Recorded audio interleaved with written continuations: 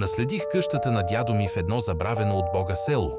Местните ме предупредиха да не ходя в гората зад нея, особено след залез.